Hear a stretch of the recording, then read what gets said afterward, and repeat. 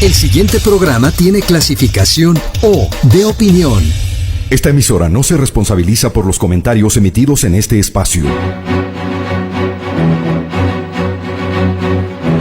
Aquí empieza el programa de opinión donde se analizarán los hechos más importantes de la semana con los mejores analistas. Bienvenidos a Descifrando con Thalía Flores. Hola, buenos días. La cruenta invasión de Rusia a Ucrania, con más de 1 millón de desplazados hasta ahora, golpea también al Ecuador, que tenía cientos de estudiantes en ese país, y también por las fuertes relaciones económicas con Ucrania y Rusia. Hoy está cambiando. Buena parte de los estudiantes han sido repatriados por la Cancillería y las exportaciones que están en riesgo aún no encuentran una solución. Pero la política nacional prosigue con toda su realidad. ¿Cuánto afecta al Ecuador lo que está sucediendo en Ucrania? ¿Es posible sustraerse de los hechos que sacuden al mundo? Y de otra parte, ¿habrá relevo en la Asamblea? Estas y otras interrogantes serán absueltas hoy en Descifrando. Bienvenidos a quienes nos escuchan en centroecuador.es y en 97.7 FM, en Antena 1 en Cuenca, también en Voces Azuayas en Facebook y en YouTube. Agradezco la presencia de 3 reconocidos analistas ecuatorianos: el doctor Ramiro Rivera, abogado, político y articulista; el licenciado en Ciencias Políticas, Osvaldo Moreno, consultor; y Pedro Donoso, director gerente de ICARE, Inteligencia Comunicacional. Comencemos. ¿Cómo ha afectado la política nacional la invasión de Rusia a Ucrania, las terribles imágenes, los refugiados y la repatriación de los estudiantes ecuatorianos? Bienvenido, doctor Ramiro Rivera, buenos días. Sí, muy buenos días. Un saludo a Osvaldo, a Pedro y a todos quienes nos escuchan. Con enorme preocupación, Thalía, con enorme tristeza, porque se suponía que la humanidad debía caminar hacia un mundo multipolar en el que se respeten las diferencias, las etnias, los regímenes políticos, etcétera. Pero vemos que estas tensiones que han vivido los últimos años Europa, la Organización de Tratado del Atlántico Norte, OTAN, con Rusia, los temores de Rusia, el sistema autoritario del presidente Putin, los intereses de recuperar parte de lo que fue antes su historia, ha provocado este ataque irracional, esta guerra sin sentido que a todos los seres humanos nos duele. A nosotros nos ha preocupado obviamente la situación de los estudiantes ecuatorianos. He visto un buen trabajo del canciller Holguín. El viernes ya llegó un grupo, se ha dicho que habrá un segundo vuelo humanitario, quizá un tercero. Hay otros jóvenes que toman la decisión de seguir en Europa, en el ejercicio libre de sus sueños, ¿no es cierto? Y también esto tiene una enorme preocupación e impacto en el Ecuador. Al fin y al cabo, nosotros exportamos banano, flores, productos del mar, importamos fertilizantes. Solamente le cuento un hecho anecdótico. Nosotros como empresa El Comercio estábamos importando papel de Rusia y ya habíamos pagado casi la totalidad. Y al parecer el embarque puede complicarse. Imagínese usted, ¿quién podría imaginar que tanto de Rusia como de Ucrania se importa papel periódico? En todo caso, esto nos preocupa enormemente. Quizá esto no tenga una mayor escalada de violencia. El ejército invasor de Putin ha sido tan irracional que atacaron hasta una central nuclear, que por advertencia de los científicos dicen que de explotar esa central las consecuencias serían 10 veces peores que la de Chernobyl. Imagínese usted, somos un mundo globalizado y este tipo de hechos afecta la convivencia universal, afecta la independencia de las naciones y afecta la paz mundial. Yo estaba leyendo, y con esto termino, releyendo partes de un libro de este famoso filósofo alemán Hegel, que escribió el famoso libro sobre filosofía de la historia. Y en filosofía de la historia Hegel llega a decir que la historia, a juicio de él, esto en 1830, no era sino, ha sido, dice siempre, un inmenso matadero, recordando las guerras de expansión, de invasiones y los confrontamientos entre los imperios en la historia de la humanidad. Muchas gracias, doctor Ramiro Rivera. Cuánta razón tiene Hegel, ¿verdad? Osvaldo, ¿qué comprensión de la guerra hay en el país? ¿Cómo está viviendo esta invasión de Rusia a Ucrania el pueblo ecuatoriano? Bienvenido, Osvaldo Moreno, buenos días. Buenos días, un gran saludo a todas las personas que nos escuchan y que están conectadas, un saludo a los contertulios. Un gusto poder compartir esta tribuna, esta esfera. A ver, yo creo que la situación es bastante curiosa desde el punto de vista de analizarlo solo desde la coyuntura. Este es un problema que no empezó la semana pasada o ayer, donde hay varios actores involucrados, no solo los rusos y los ucranianos, hay algunos jugadores más en esta escena. Y adicional a eso, una posición más que la ecuatoriana, pensaría yo, de América Latina, que si usted analiza un poco la historia es un poco consecuencia de algunos efectos y causas de la historia. Primero, en el caso nuestro, estamos hablando que las exportaciones, no solo a Rusia, esto es importante, al Cáucaso, a Bielorrusia, Rusia y Ucrania, más o menos son un promedio de $1.200 millones al año. Y son exportaciones no petroleras. Y en un país, en una economía mosquito como la nuestra, tan pequeña, es un monto bastante considerable, mucho más tomando en cuenta que no es petrolera. Entonces, las exportaciones justamente a estos tres países, a Bielorrusia, Ucrania y Rusia, que están netamente involucrados, la venta de flores, de banano principalmente, y de camarón, tiene una afectación económica sin duda, y en ese sentido me pareció que Lazo fue bastante prudente cuando le preguntaron sobre ese tema. A nivel de América Latina, primero, bueno, he leído cada cosa, más que las redes sociales, en foros serios, que eso sí me preocupa más que las redes, el análisis que se está haciendo, por ejemplo, con la postura de Brasil. El tema de Brasil va más allá de quién está gobernando. Brasil tiene una de sus matices o ejes de su política exterior ha sido ser parte del Consejo de Seguridad de Naciones Unidas, una promesa incumplida de parte de los americanos después de la Segunda Guerra Mundial, y siempre, así como nuestra política exterior se basaba en el Amazonas, la panameña en el Canal, la Argentina en Malvinas, la política exterior brasilera siempre ha apuntado a ser parte del Consejo de Seguridad como miembro permanente. Entonces, esta posición de Brasil, esta posición de México, esta posición de Argentina, las tres potencias latinoamericanas de neutralidad, de no aplicar sanciones a Rusia, sanciones a Rusia, nos plantea un poco el mundo unipolar. Le podría sumar inclusive los que están alineados a Venezuela, que nos guste o no es la potencia petrolera del continente. Y la posición de América Latina en ese sentido me parece bastante lejana un poco al tema de la OTAN, salvo, Colombia, que tiene una relación bastante cercana con ellos hace mucho tiempo atrás.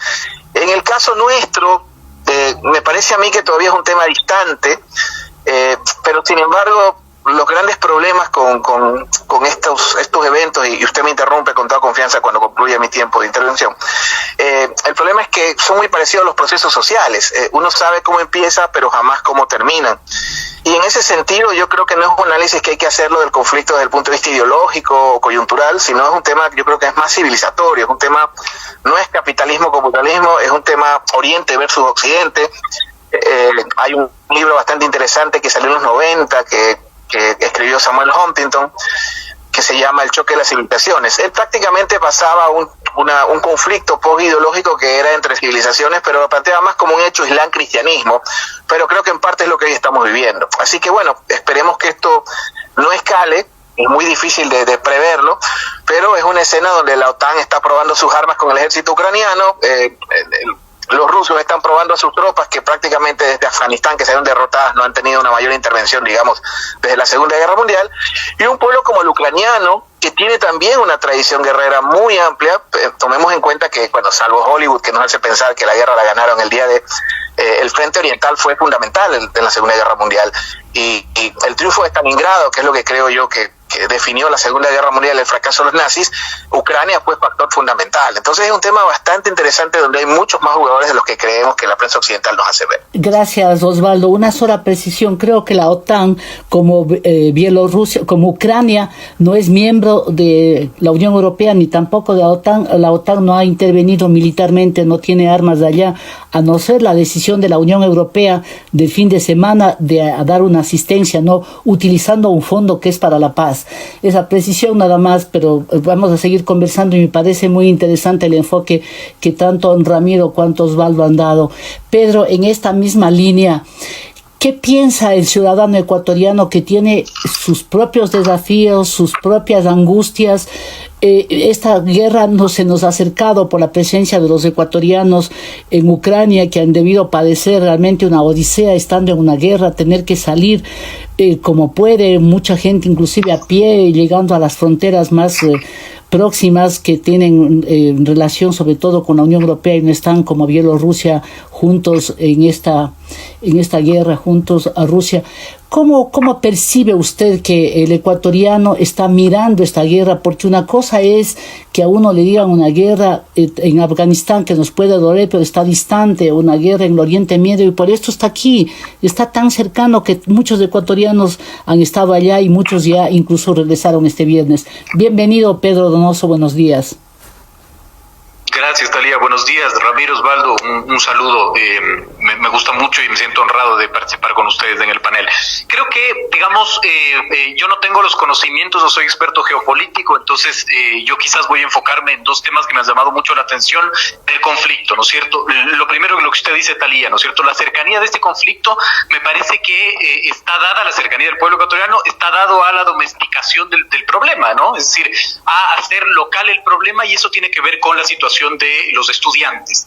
Y en esto quiero hacer, digamos, una reflexión quizás un poco más macro, que es el gobierno de Lazo se ha caracterizado, ¿no es cierto?, en mi criterio, por administrar bien las crisis que son las más complicadas y quizás administrar pésimo las crisis que son menos complicadas en ese sentido, ¿no?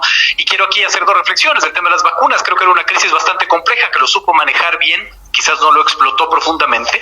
Pero en el tema de los estudiantes, creo que la Cancillería, digamos, ha manejado la crisis, específicamente en manejar la crisis, es decir, un hecho político, ¿no es cierto?, que involucra más allá de solo comunicación, involucra el tener, digamos, una claridad en el manejo político de las cosas, administrar bien las tensiones diplomáticas, etcétera. Yo creo que ha sido, digamos, sobresaliente el trabajo del canciller Holguín en ese sentido.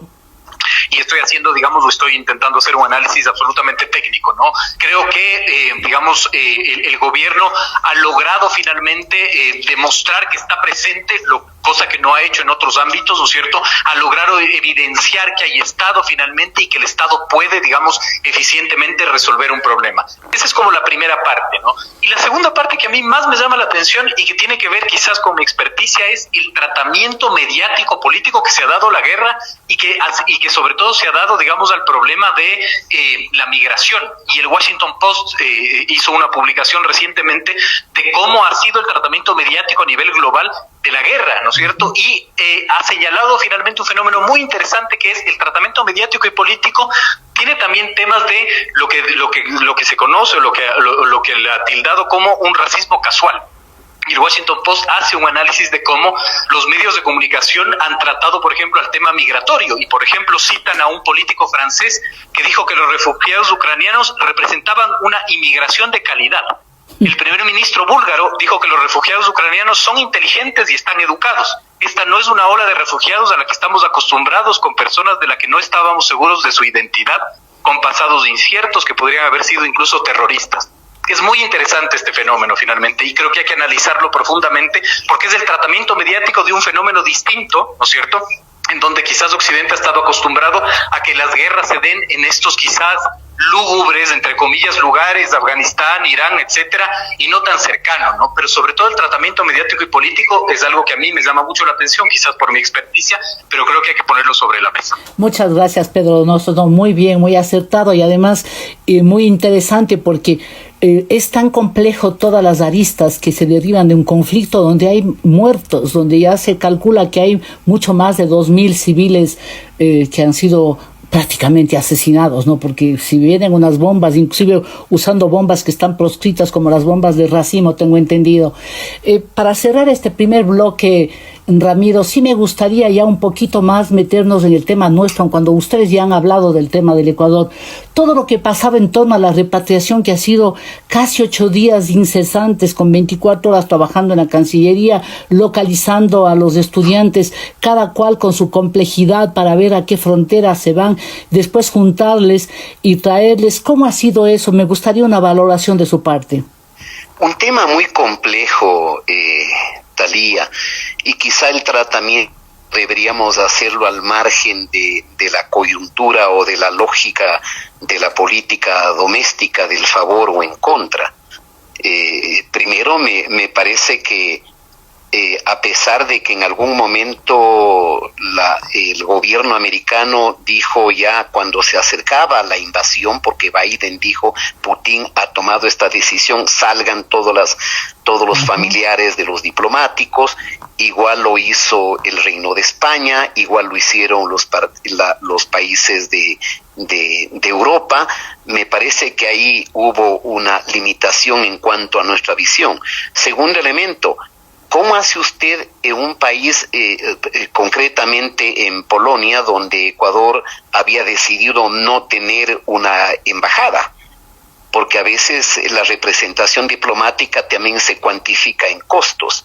Me parece que una cosa tan compleja, gracias al acercamiento de las redes sociales, de la visibilización, y creo que aquí Juan Carlos Holguín como canciller ha hecho un gran esfuerzo, y ya lo ha dicho Pedro, en temas complicados son muy eficientes la vacunación, y en esto ha hecho un gran esfuerzo para rescatar, a fin de que nuestros jóvenes ecuatorianos no queden atrapados en un conflicto que les es ajeno y que es doloroso para toda la humanidad. Yo esperaría que en otro vuelo vengan más y este problema pueda subsanarse, al margen de las discrepancias políticas de quienes quieren cosechar unos o atacar a otros, que me parece repugnante. Sí, sobre todo cuando la vida de los compatriotas y cualquier ciudadano del mundo debe ser este momento compatriota, porque la patria es del mundo este momento, por las sensibilidades inclusive que tenemos. Aquí vamos a hacer una pausa. Agradezco a la audiencia y les invito a que envíen sus comentarios a la cuenta de Twitter @TalíaFloresF y también al Facebook. Ya volvemos. Continuamos en Descifrando con Talía Flores, una revisión de los hechos más importantes de la semana. Gracias por seguir con nosotros. Estamos dialogando con 3 reconocidos analistas ecuatorianos: el politólogo, analista Osvaldo Moreno, Pedro Donoso, director gerente de INCARE, Inteligencia Comunicacional, y el doctor Ramiro Rivera, abogado político y articulista. Osvaldo, hablemos ya un poco más de lo que también otra afectación increíble, insólita, inesperada, es el precio del petróleo altísimo. Nos afecta de buena manera en una cuestión, pero el Ecuador, como tiene también que comprar los derivados del petróleo, y mucha gente que tanquea sus autos con gasolina súper también va a serse afectada. ¿Eso qué percepción le da a la gente o cómo vamos a vivir eso? Y añadido a eso, que vamos a dejar de exportar prácticamente, o por lo menos tener problemas, según el ministro Julio José Prado, algo así como 1.100 millones de dólares, porque eso sería el valor de la exportación de banano, camarones, flores, pescado y algo más. ¿Qué implicación va a tener eso ya en la economía doméstica y sobre todo en la conducta, en el ánimo de la gente en los próximos meses? Bueno, solo una puntualización.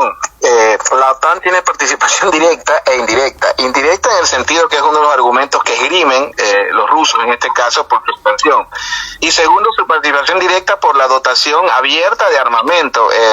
Están los ucranianos probando un arma nueva que se llama el Javelin, que es una bazooka antitanque. Tomemos en cuenta que los rusos tienen el más grande blindaje del mundo en materia de tanques. Y los turcos, otro miembro de la OTAN, están dotando de unos drones que son antitanque también. La OTAN tiene una participación y está abiertamente dotando armas, aviones, no es tan espectador, digamos, ¿no? Al margen de eso, el tema ecuatoriano es muy grave, y esto ya sería con un economista, no conmigo. No tengo el porcentaje, pero por ejemplo, $1.000 millones en una economía como le planteaba, como la nuestra, es un porcentaje bastante alto. No sé qué porcentaje del PIB privado representa, pero yo creo que es más del 1%, lo cual es sumamente grave. Otro tema que creo que es sumamente interesante y que hay que entender también es que no sabemos hasta dónde puede escalar este conflicto. Y por decirle un ejemplo, si hoy día la Cancillería, por la gestión del canciller, vivimos en un país donde nos asombramos o aplaudimos cuando alguien cumple, así de desgastada está la política, cuando los funcionarios cumplen sus obligaciones, el canciller hoy en este momento tiene que sacar a la gente que está en Ucrania. No sabemos si esto vaya a escalar y mañana haya que sacarlos de Polonia, y quién sabe si mañana habrá que sacarlos hasta de Portugal, porque es básicamente la Europa occidental la que está, digamos, en una situación bastante complicada, en la cual finalmente no tenemos una claridad si esto va a escalar o si esto va a concluir. Otro tema que creo que también es sumamente interesante y que hay que tenerlo claro, es un poco cuál va a ser finalmente la posición que tome Latinoamérica en este inicio, como le había planteado, de neutralidad. México no ha levantado sanciones, como le dije, Brasil tampoco, Argentina tampoco, Venezuela está aliada con Rusia en este momento. En caso de que escale el conflicto, ¿cuáles serían las consecuencias? Y en el ámbito económico, obviamente, bueno, hay muchas gasolineras, digamos, que ya no están vendiendo súper, básicamente por la demanda muy baja.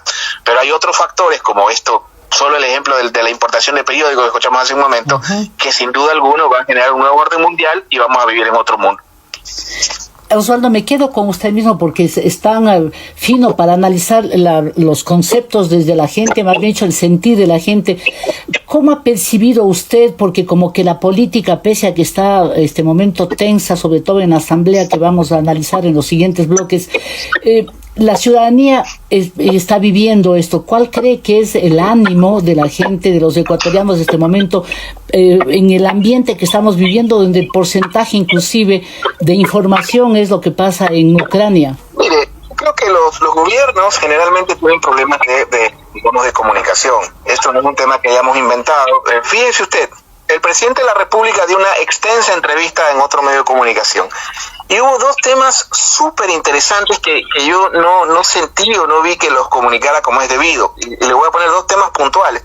Lazo, en la última entrevista que dio extensa con un periodista del Ecuador, sí, con Carlos hablaba Vega, de una inversión exactamente. Hablaba de una inversión de $700 millones para la reconstrucción de la red pública, digamos, de educación. Las escuelas públicas están saqueadas, destruidas, en algunos lados bajo el agua.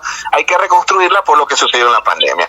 Y eso yo creo que es un tema trascendente. Y le digo, por ejemplo, en investigación cualitativa, a la cual tengo permanentemente alcance porque consumimos mucha para nuestros temas profesionales, uno de los temas que más angustia a los padres de familia, sobre todo en el interior, es el tema de la educación de sus hijos. Entonces, por ejemplo, una noticia de esa magnitud, una obra de esa potencia, finalmente usted ve a los políticos hablando del CPC, de quién se reparte al contralor, quién lo pone, quién lo saca, etcétera, etcétera, etcétera. Entonces, al menos en lo que puedo ver en los estudios de opinión Qual y Quanti que tengo al alcance o que adquirimos, yo veo que los políticos continúan en una dinámica totalmente política, se hablan a sí mismos y a sus contendores y no están comunicándole a la gente cómo le están sirviendo. Les ponía un ejemplo, el tema, digamos, de la vacunación, que bueno, que eso indiscutiblemente el Ecuador rompió 3 días el récord mundial en materia de vacunación, pasará a la historia como ese tema, el tema de la reconstrucción, que son temas que el gobierno no comunica, básicamente porque hay una desconexión, digamos, con los ciudadanos, ¿no? El doctor Donoso hablaba hace un momento del tema de las crisis grandes, las crisis pequeñas. En el caso, por ejemplo, del canciller, si bien es cierto, ha hecho una labor que creo que es totalmente digna de resaltar, pero sin embargo lo ves en redes sociales respondiéndole a cualquier hijo de vecino o troll que lo increpa, me explico. Entonces son cosas que yo creo que de alguna forma no están, digamos, canalizadas de forma debida, de talmente que los funcionarios comunican a los ciudadanos de una forma más ágil y se sientan representados y servidos. Muy buen apunte sobre todo esto, en verdad, porque la política reducida al intercambio de opiniones o de criterios desde esas trincheras del odio en el que ha devenido Twitter es un poco dramático. Pedro, me gustaría continuar con ese fino análisis que hizo usted hace un momento al hablar realmente de los temas difíciles que el gobierno gestiona de buena manera. Con miras a eso, este momento, el país, ¿en qué situación está políticamente? y cuáles son los temas que este momento más sensibilidad despiertan en los ciudadanos, y si el gobierno está acoplándose muy bien a solucionar en el caso de nuestros estudiantes, que tenía la obligación como Estado de hacer su trabajo y lo ha hecho muy bien, pero en los otros temas, por ejemplo, cuando la economía empiece otra vez a tener problemas en el país, porque por más que el presupuesto de alguna manera se esté equilibrando de cierta forma, ¿no?, por los créditos, ¿cómo percibe puede salir bien el gobierno, o sobre todo en qué momento está el gobierno ahorita con una crisis mundial de por medio? Yo creo que no quiero ser reduccionista, pero usualmente cuando, yo procesamos con mi equipo de trabajo estudios cuantitativos y cualitativos, sobre todo cuantitativos, a mí el indicador que más me llama la atención y que para mí, digamos, es un cortaguas importantísimo, es el estado de ánimo. Siempre para mí el estado de ánimo finalmente te marca el ritmo de cómo está la dinámica social, ¿no? Y mucho tiene que ver con la percepción, etcétera, pero es un indicador al cual tú puedes consultar y tú puedes de una u otra manera tener un cierto tipo de proyección.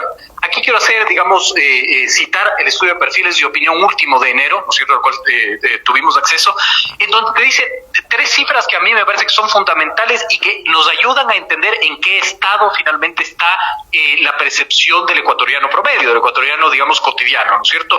8 de cada 10 responden que el Ecuador va por mal camino. Yo creo que es un indicador fundamental, ¿no es cierto?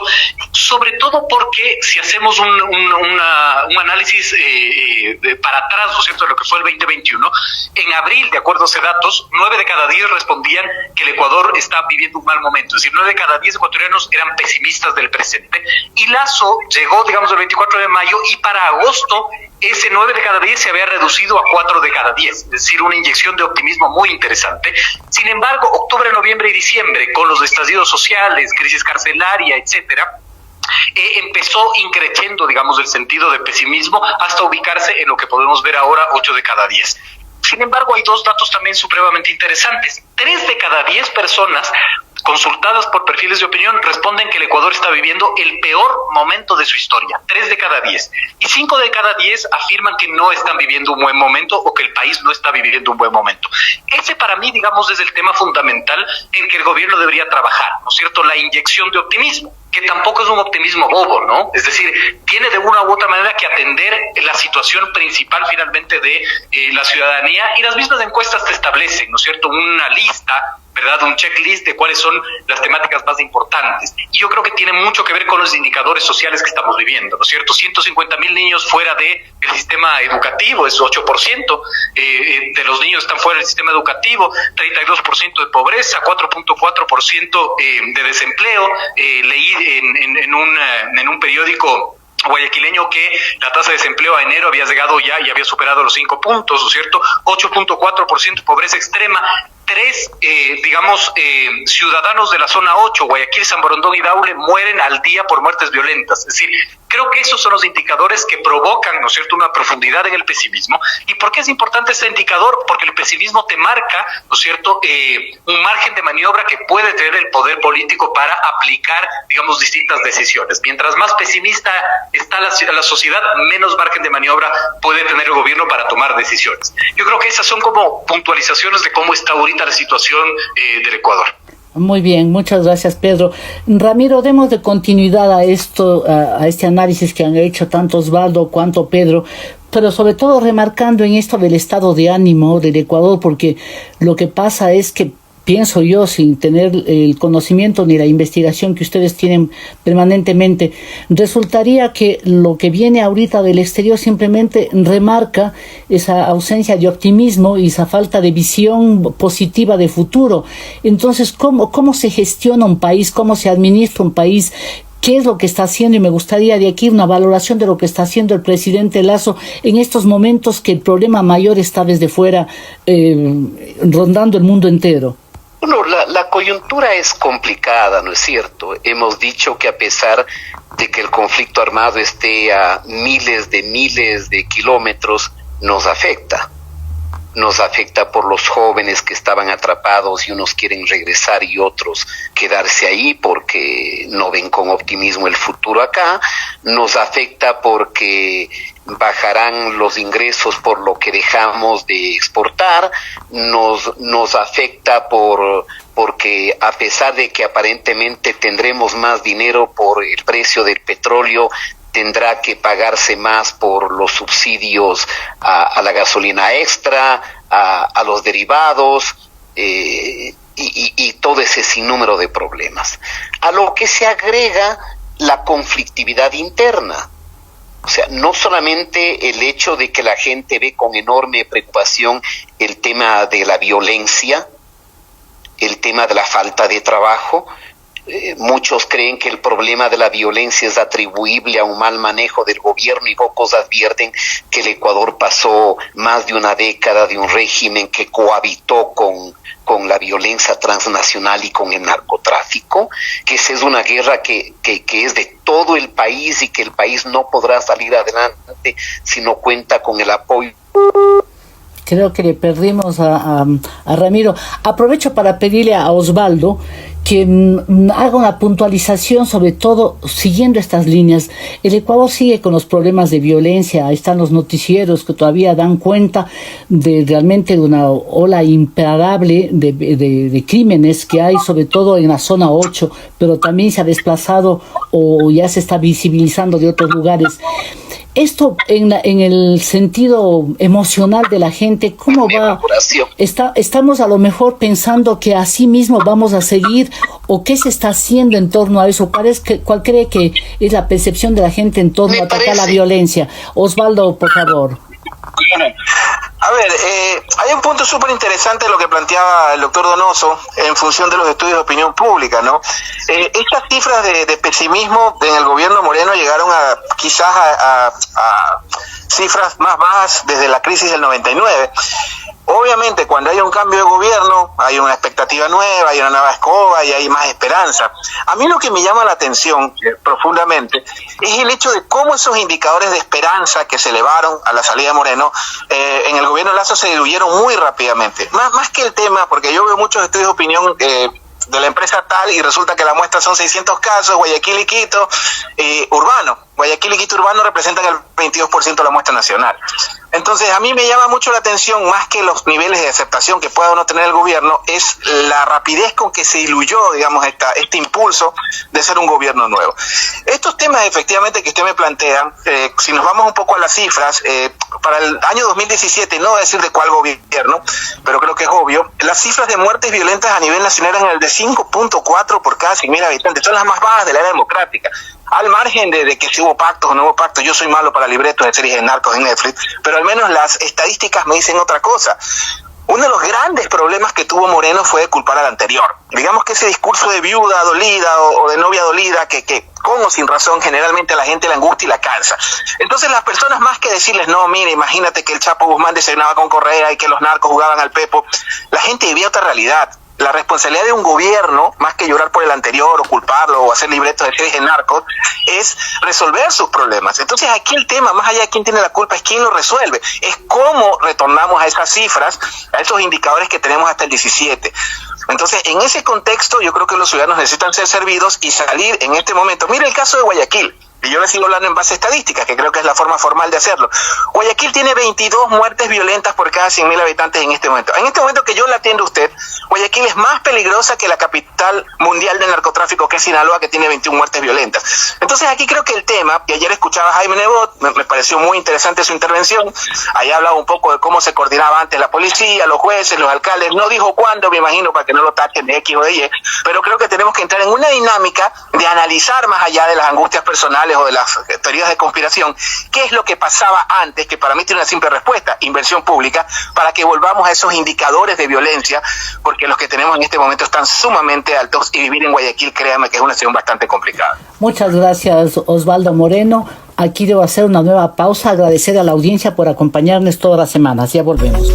Esto es Descifrando, un programa de opinión con Thalía Flores. Continuamos descifrando. Están hoy con nosotros tres reconocidos analistas ecuatorianos: el licenciado en Ciencias Políticas Osvaldo Moreno, el director gerente de ICARE, Inteligencia Comunicacional, Pedro Donoso, y el doctor Ramiro Rivera, abogado, político y articulista. Pedro, me gustaría, con el conocimiento que usted tiene y el análisis fino que hace de estas situaciones, ¿cómo es el discurso? Y debe estar absolutamente al tanto de lo que está pasando en la política de Rusia, porque todos estamos siguiendo que el discurso, el relato del presidente Vladimir Putin es de que está desnazificando, sacando de las manos de los nazis al pueblo ucraniano, sobre todo al pueblo ucraniano ruso parlante. ¿Cómo es eso y cómo se convence a un pueblo tan inmenso? ¿Qué está pasando en Rusia? Es muy complejo, digamos, porque el siglo XXI ahora se caracteriza por quien siembra la narrativa primero, ¿no? Es decir, no, eso no es un secreto, estoy diciendo una obviedad. Pero es interesante porque la disputa y la guerra también es de titulares. Y voy a poner también entre comillas porque creería que la frase debería ser la guerra es de titulares, ¿no? Y es interesante cómo tanto la una orilla como la otra orilla empiezan a construir mitos finalmente alrededor del otro, ¿no? Es decir, he escuchado y he leído también con asombro y me ha dado mucha risa la gente que afirma incluso que, digamos, el ataque de Rusia a Ucrania tiene que ver con una disputa o con un interés expansionista del comunismo, es decir, nada más absurdo que ello, ¿no es cierto? Y también de una u otra manera, digamos, la lógica de la otra orilla de plantear finalmente el terminar con el nazismo en Ucrania, ¿no? Esto, digamos, de lo que se puede leer y lo que se puede ver es que de una u otra manera, digamos, en Ucrania existe, digamos, el nacimiento de unos movimientos políticos neonazis finalmente, es decir, hay una disputa de narrativas, ¿no? Y la disputa de narrativas tiene que ver con quién justifica mejor, ¿no es cierto?, la situación o la postura en la que está.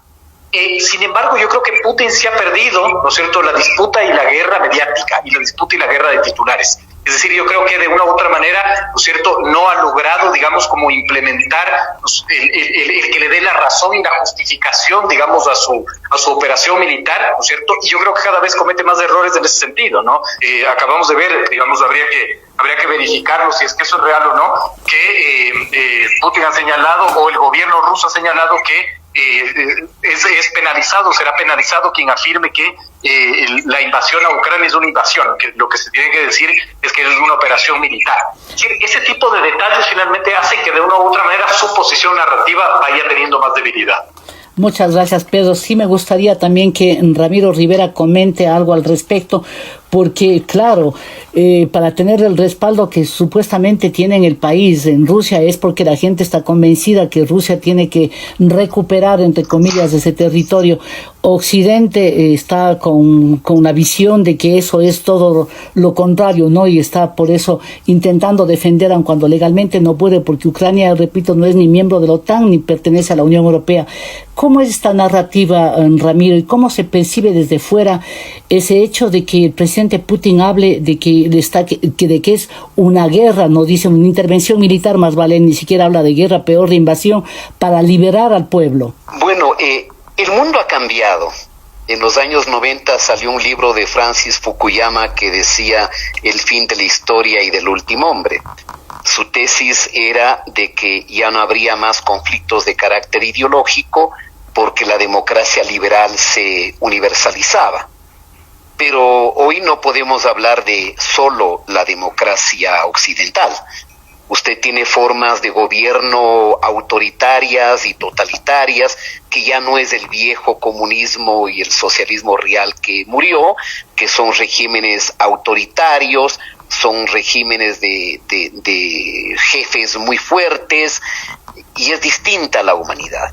Es evidente que Rusia ya no es lo que fue.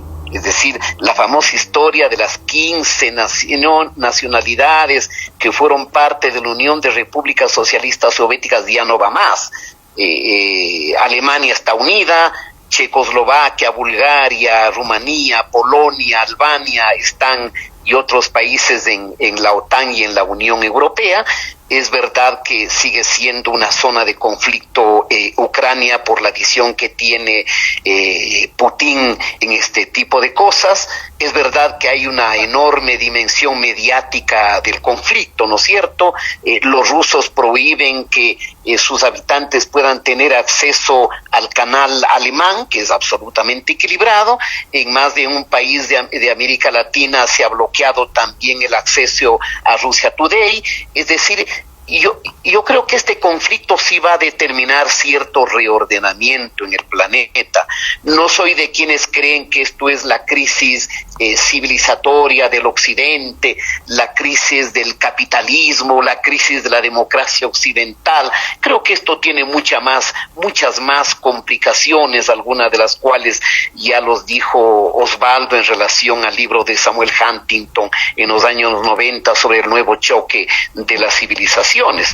Este es un conflicto cuya dinámica será absolutamente independiente a la voluntad de países pequeños y extremadamente débiles del Ecuador, ciertamente. Gracias. Y lo único que habría que desear es que esta escalada no se incremente, porque eso sí sería un escenario nuclear, eso sí sería que estamos a las puertas del final de la historia. Claro, sería, ¿no?, que la próxima guerra mundial sería simplemente con piedras, ¿no? ya se dijo eso hace muchísimo tiempo. Osvaldo, para ya cerrar este tema del conflicto bélico y pasar a hablar más del Ecuador, no quiero dejar de preguntarle a usted cómo ha visto la decisión de la mayoría de los países de Europa y Estados Unidos de bloquear justamente estos medios de comunicación, estos canales que dicen ellos son tóxicos y que simplemente hacían propaganda y además mentían sobre la realidad mundial. Bueno, digamos, la libertad de expresión, el ampliar los criterios.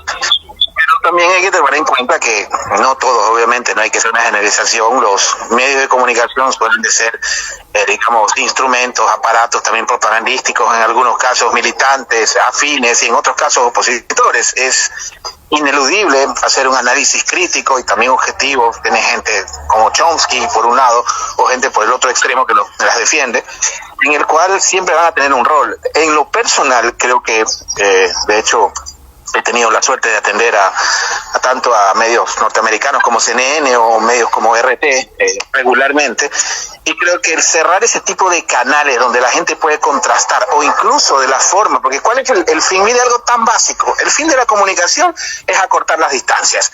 Y el hecho de poderte informar, fíjese el caso de un niño de 3 años, fíjese que quizás no venga el caso. Para mí, los Estados Unidos son Paw Patrol, unos perritos de dibujos animados, y Rusia es Masha y el oso, otros dibujitos animados. ¿Me explico? Entonces, los canales de difusión que puede tener un país en cualquier ámbito son una forma de acercarse. Entonces, a mí me parece que es una medida quizás un poco desmedida el expulsar a la selección de fútbol de Rusia, que es hasta una medida xenofóbica, que de alguna forma, sin perjuicio de las sanciones a las cuales Rusia merece estar sujeto, no resuelven el problema. Ojalá esto, como decía Ramiro Rivera, que en más de una ocasión, quizás él no recuerde, fue mi docente cuando la Conrad Adenauer hacía capacitaciones en los 90 y principios del 2000.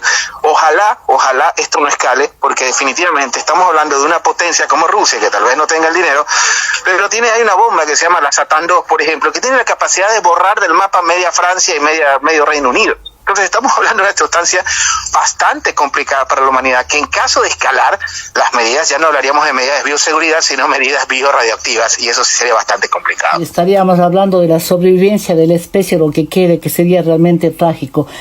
Muchas gracias, Osvaldo Moreno. Pedro, ahora sí volvamos y metámonos en el tema ecuatoriano, ya un poco sumerjámonos en nuestra realidad. Fue un poco inesperada, ¿no?, la reunión que tuvo el jueves, creo que durante 2 días, desde el miércoles aparentemente, el presidente de la República en Carondelet recibieron al Frente Amplio de Trabajadores, FUT. Un poco esto desarma, cuando han dicho ellos que sí van a tomar medidas y van a manifestarse. Esto es una acción de contención de cualquier supuesta acción pública que vayan a hacer los trabajadores. ¿Cómo valora esta reunión que no fue muy anunciada, pero que sí impactó el momento que se supo? Sí, digamos, yo creo que es el mismo error que comete el gobierno constantemente, ¿no? Que creer que primero los diálogos son un fin y no un medio, ¿no es cierto? Y no tener diálogos sostenidos como política pública. Es decir, yo no sé cuál es la metodología que se utiliza en esos diálogos, yo no sé cuáles son, digamos, los resultados, en qué se va a plasmar finalmente esos diálogos. Sé que van a ser mesas de trabajo y, digamos, lo he leído, pero ¿a qué apunta finalmente? Apunta a que de esos diálogos se derive una nueva reforma al Código Laboral, apunta a establecer una redimensión finalmente de la estructura del sistema de seguridad social, ¿a qué apunta? Entonces, el problema de una u otra manera es que el gobierno, ¿no es cierto?, señala o su objetivo es la foto y el titular del diálogo, pero no puede contener de una u otra manera, ¿no es cierto?, los intereses de los movimientos sociales. A esto hay que sumarlo, y yo creo que hay que ponerlo como un ingrediente, a pesar que a veces no gusta, que el 2022 se va a caracterizar por ser un año preelectoral. Y el FUT, como otros movimientos sociales, también juegan a la política desde la periferia, y creo que hay que tomarlo en ese caso también. Es decir, también las disputas por la discusión de una reforma a la ley laboral o una reforma a la ley de seguridad social van a estar transversalizadas por un nuevo proceso electoral que se va a dar en febrero del 23.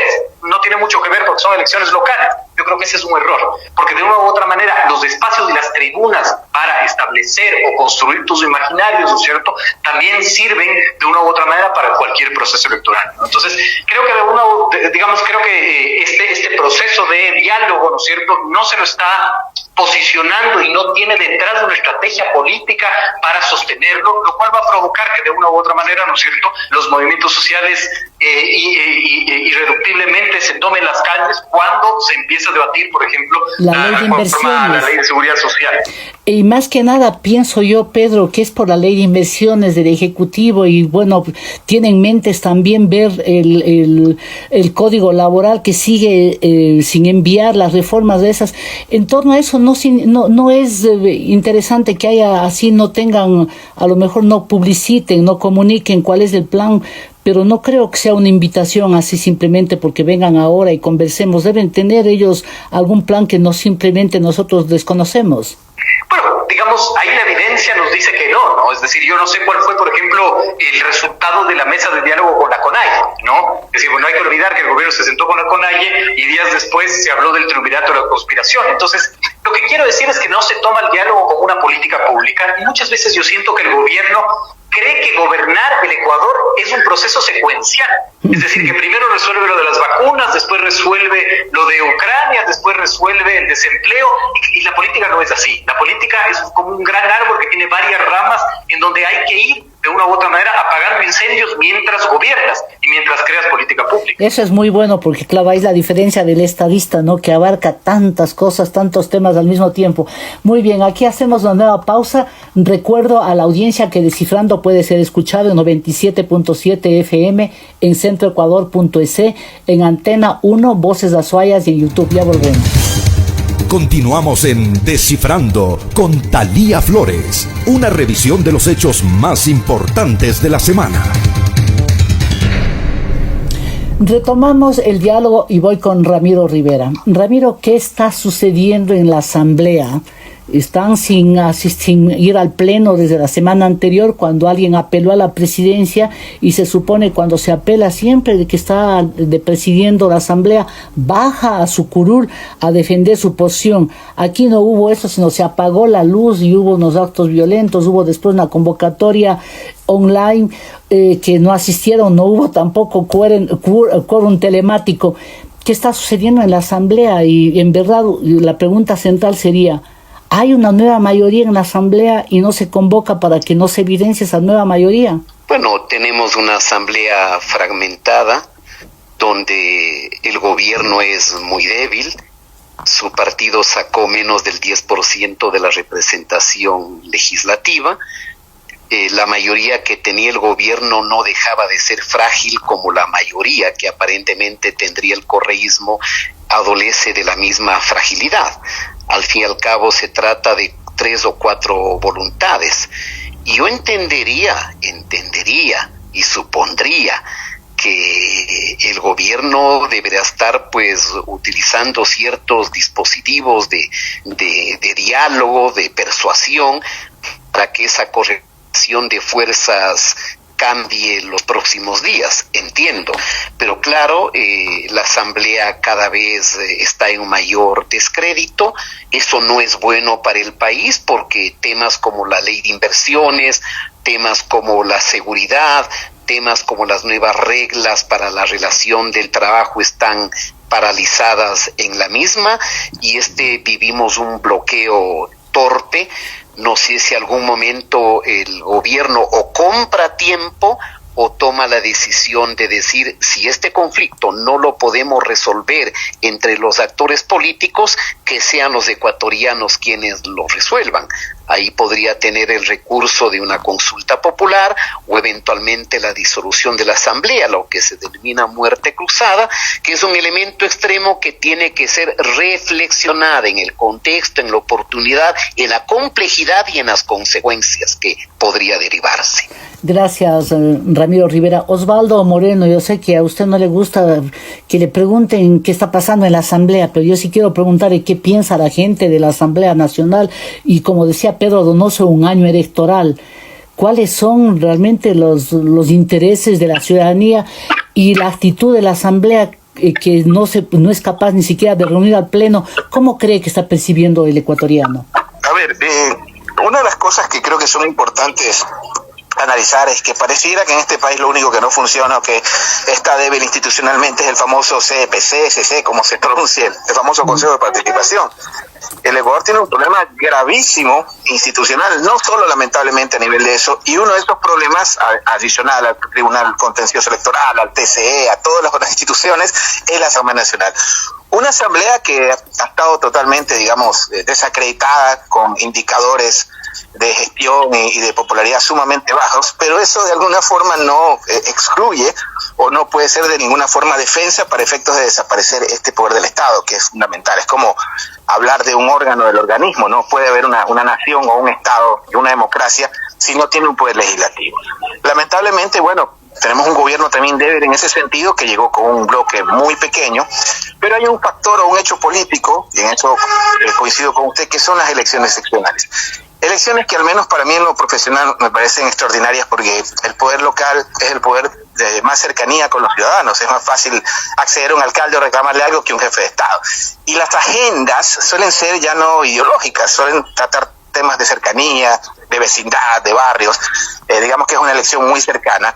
Y hay un hecho bastante importante donde creo que va a ser fundamental y se va a definir finalmente para mí la suerte del gobierno en el sentido de popularidad. El hecho de que la participación del gobierno se define en función de si abren o no abren la llave, por ejemplo, con las asignaciones que están atrasadas. Para los municipios del Ecuador profundo, de los municipios pequeños, el municipio es un factor fundamental de la economía.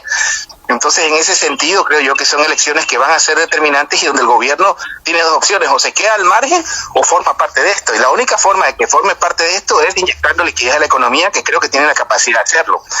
En todo caso, ojalá haya acuerdos a nivel parlamentario. No conozco yo procesal parlamentario, no es mi línea, no, la verdad, a pesar de que los procesos parlamentarios tienen también su lógica en el ámbito electoral, pero ya en el ámbito, digamos, jurídico, creo que tienen otras dinámicas que hay que saber entender, al margen de la coyuntura. Y este es un país, lamentablemente, vivimos en un país donde las redes sociales pueden emitir una sentencia o una instrucción fiscal puede surgir por un tuit. Muchas gracias, Osvaldo. Pedro, en este momento que sabemos que en la democracia, en los órganos colegiados, son los votos lo que cuentan y las mayorías cambian, y este momento daría la impresión que hay una nueva mayoría en la Asamblea y no la sabremos si es que no se junta el Pleno y no se toman decisiones. En el supuesto de que hay una nueva mayoría y que la señora Yori ya no presidía la Asamblea, ¿qué se avisora desde la Asamblea? ¿Cuál sería la conducta y qué destino tendrían las leyes que el Ejecutivo está enviando?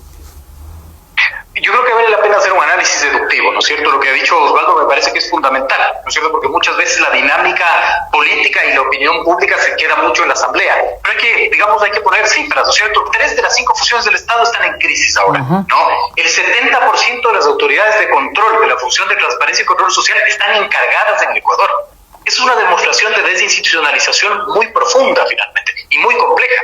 Y estoy hablando solo del 70% de las decisiones que forman parte de la función de transparencia y control social, ni siquiera del Consejo de la Judicatura, que también está encargada. O sea, a mí me ha llamado la atención dos cosas. La primera, ¿no es cierto?, la incapacidad de reconocer que el Ecuador está viviendo una crisis de institucionalidad profunda, ¿no es cierto? Y lo segundo, que todo, digamos, lógica de tensión política siempre es catalogada de conspiración. Eso es gravísimo. Y es gravísimo porque de una u otra manera, ¿no es cierto?, así como en el pasado en las redes sociales se ponía Senaín a atender cuando alguien se criticaba el correísmo, ¿no es cierto?, ahora se pone Fiscalía a atender, que es un poco lo que dijo Osvaldo Moreno, con respecto a la dinámica política. Y la dinámica política es la dinámica de tensiones, ¿no? Y yo creo que, si bien es una asamblea absolutamente fragmentada y complicada de manejar, creo que hay una gran responsabilidad del gobierno, porque el gobierno no ha entendido que tiene que marcar la agenda política para poner a discutir al legislativo. ¿Y cómo se maneja la agenda política, Pedro? Marcando, digamos, la agenda conceptual. ¿Cuántas leyes ha enviado el gobierno? El gobierno ha enviado menos de 5 leyes. Cuando de una u otra manera lo que se requiere es, si es que se quiere cambiar, entre comillas, la estructura correísta, lo que hay que hacer es eso. Es decir, cambiar la estructura jurídica, ¿no es cierto?, que nos heredó el correísmo. Lo que yo siempre sostengo, ¿no? Yo sostengo que nosotros seguimos disputando los conceptos en la cancha que nos dejó el correísmo. Es decir, los conceptos no han sido resignificados por nadie. Seguimos discutiendo qué es educación, qué es salud, qué es inversión, qué es de Estado, de acuerdo a los conceptos del correísmo. Más allá que estemos de acuerdo o no, esa no es la discusión. Pero el gobierno no ha tenido esa habilidad, ¿no? Y con esa falta de operación, porque además el gobierno tampoco tiene operadores propios en la asamblea, es decir, muy poco yo veo a los asambleístas de Creo tomar el micrófono y ser voceros. Veo a otros actores que defienden al gobierno y que no son actores propios, lo cual provoca finalmente que tu operación sea manejado por ajenos, y eso tiene un costo político inmenso. Muchas gracias. 2 cosas esenciales que ha mencionado Pedro, por lo menos para dejar en la conversación, Ramiro. Eso de que antes se decía atender SENAI y ahora atender Fiscalía, ¿no? Es fuerte, muy fuerte. Me gustaría un criterio al respecto, igual que esto de que no tiene los voceros propios, sino que desde fuera le están diciendo la versión oficial. Ramiro. Bueno, el gobierno es débil. Y eso obviamente es un lugar común. Y también la debilidad tiene que ver con el diseño normativo del Ecuador. Antes se pensó que la segunda vuelta le daba al presidente legitimidad cuantitativa y gobernabilidad. Y no es así, porque en la segunda vuelta, diríamos, el presidente Lasso alcanza la presidencia no por un voto a favor de Guillermo Lasso, sino por voto en contra de Rafael Correa. Y si el gobierno goza de cierta salud política en la opinión pública, será también porque muchos sectores de carácter democrático advierten que un fracaso del gobierno lo único que le abriría las puertas es al retorno del modelo autoritario que lo exhibió Correa. Desde esa perspectiva, me parece que Pedro tiene toda la razón en el sentido en que al gobierno le ha faltado una actitud propositiva.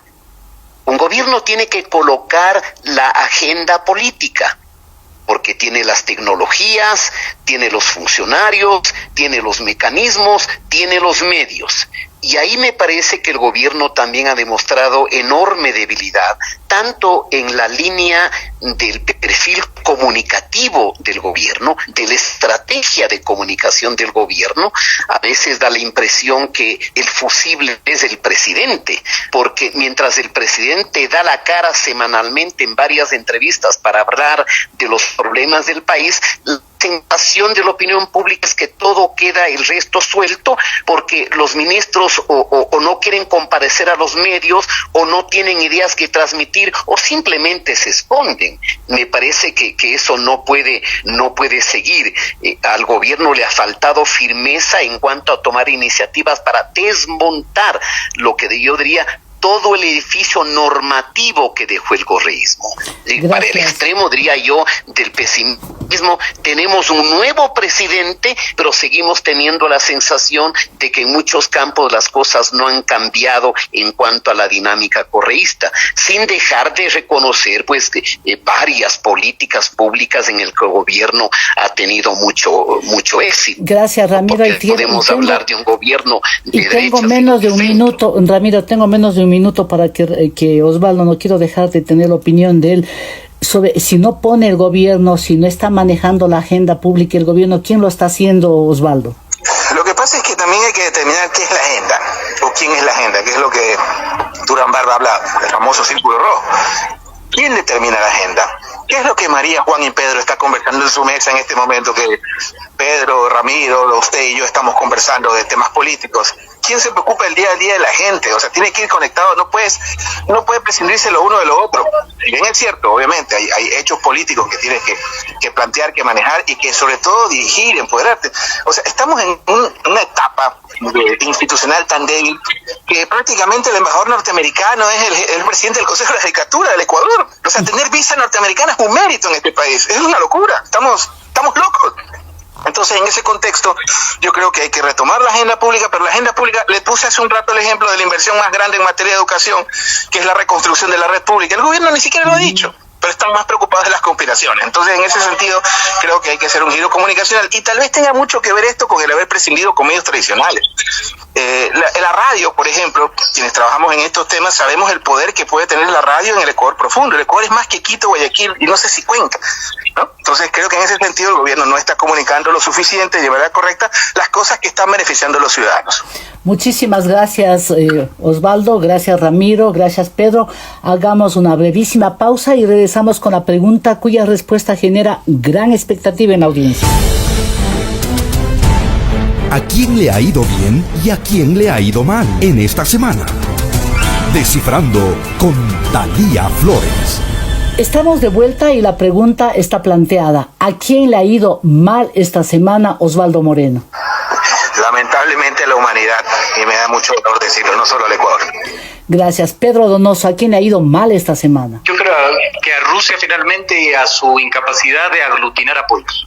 Gracias. Ramiro Rivera, ¿a quién le ha ido mal esta semana? A todos aquellos que creemos en una convivencia civilizada, plural, respetuosa y en paz.